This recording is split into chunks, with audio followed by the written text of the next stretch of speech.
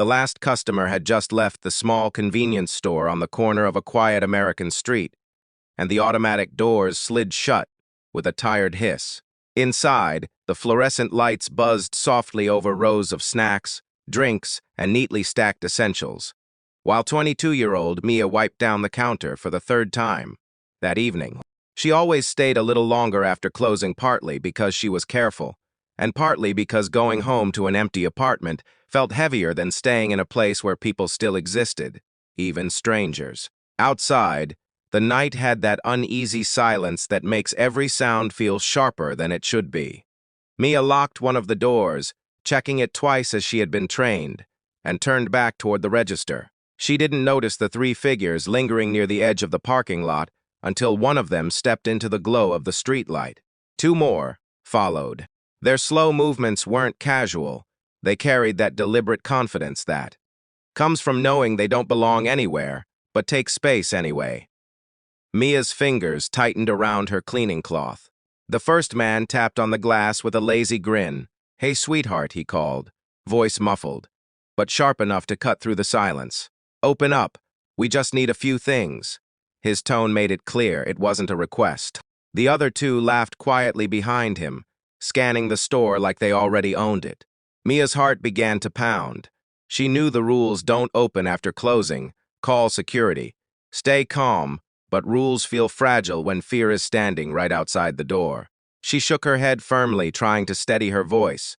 "We're closed," she said, forcing the words out evenly.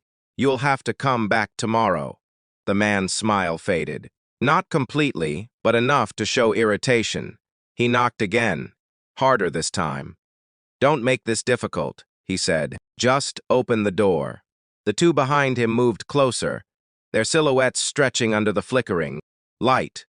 Mia took a small step back, her hand hovering near the silent alarm button under the counter. Her mind raced through worst-case scenarios faster than she could breathe. What she didn't see, what none of them saw, was the quiet presence inside the store that didn't belong to fear. At the back corner, behind the drink aisle, three men sat at a small table that Mia had assumed was empty. They weren't customers in the usual sense. Their jackets were heavy, worn, and marked with patches that suggested long roads and longer histories. They had arrived earlier, ordered coffee, and stayed longer than expected, talking softly among themselves. One of them glanced up slowly, observing the situation with a calm that didn't match the tension building at the front. Outside, the thugs grew bolder.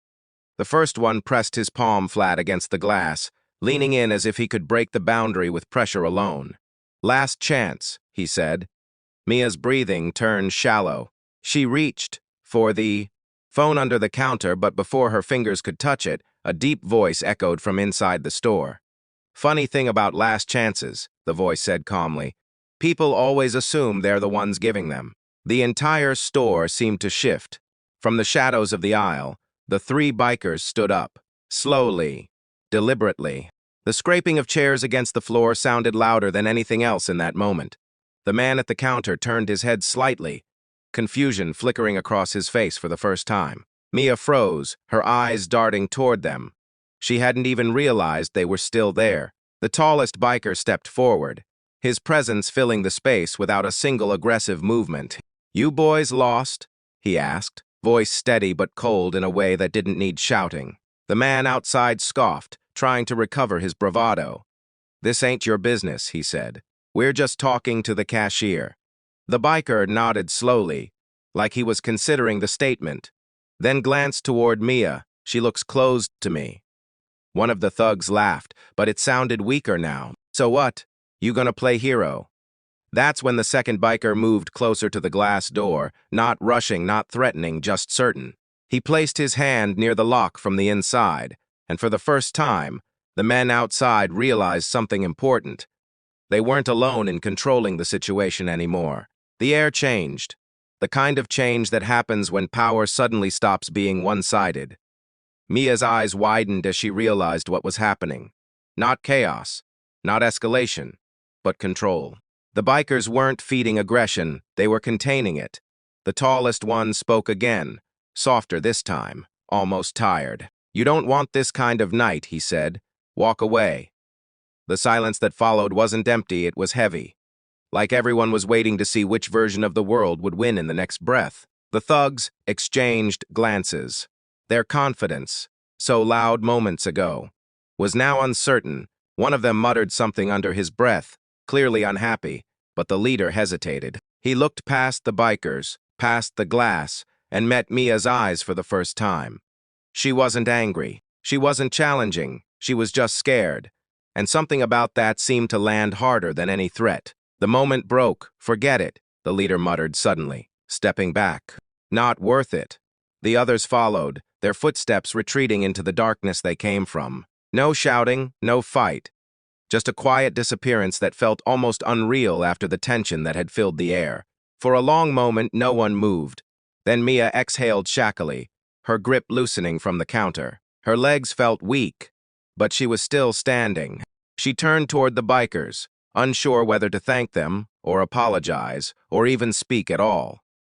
The tallest biker gave her a small nod, as if this kind of moment was not rare in his world. Just another turn in a long road. "You okay?" he asked. Simply, Mia nodded, though her voice came out quieter than she expected. "I didn't know you were here." One of the bikers gave a faint smile. "That was the point," he said. "Not to scare, not to control, but to stay unnoticed until it mattered, until someone needed space to stay safe." As the night settled back into its quiet rhythm, Mia realized something that stayed with her longer than the fear itself. Sometimes help doesn't arrive loudly. Sometimes it doesn't announce itself or demand gratitude. Sometimes it sits quietly in the corner, waiting, not because it wants recognition, but because it understands timing. That night, when she finally locked up for good and stepped into the cool air outside, the street felt different. Not safer, because the danger was gone, but because she now knew that unseen kindness often exists exactly where fear assumes it is alone.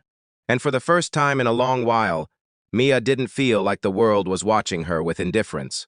She felt like, sometimes, it was quietly protecting her.